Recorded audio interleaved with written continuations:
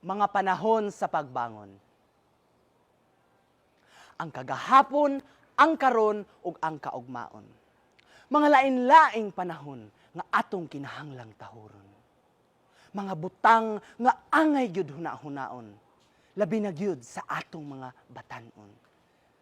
Ug hinaot nga sila magpabiling mapaubsanon. Gikan pa sa paghari sa mga sultan, ning agi na ta sa mapait nga agianan. Nagkahiusa, nagkawatak-watak, mintras ang dugo ug singot gapatak-patak. Ning abot ang mga katsila ug nautro ang kalibutan. Nawala ang mga gamhanan, pero ang lanaw nagpabiling kusgan. Ug sa atong nasod, kita nahimong lalauman. Ning abot ang mga Amerikano ug ning lambo ang edukasyon. Pag-abot nga sad sa mga Kristiyano, nagbaha sila sa atong mga baybayon. Naghahiusa ang mga dugong hariunon sugod sa isa ka istoryang bulaanon.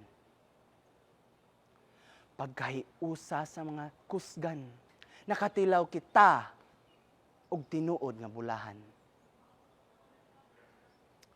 Ni barug si Arsenio, ning dawat sa katungdanan, ug ang suga ning hayag gikan sa kinatasan.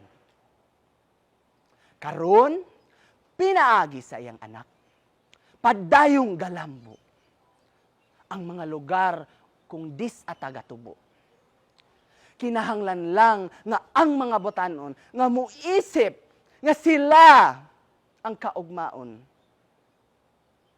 Kay sila ang dalan patungas sa bungtod, ang tubod sa naughang sapa, ug ang hangin nga gatulod sa atong barkong malambuon.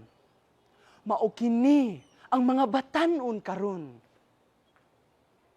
Ug hinaot nga sa atong kaugmaon, atong mahinumduman nga kita ang damgo sa atong mga katigulangan ug atong padayunon ang ilang mga pangandoy.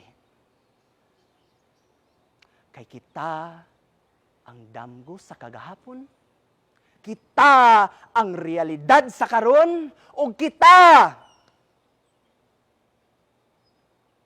ang paglaom sa kaugmaon.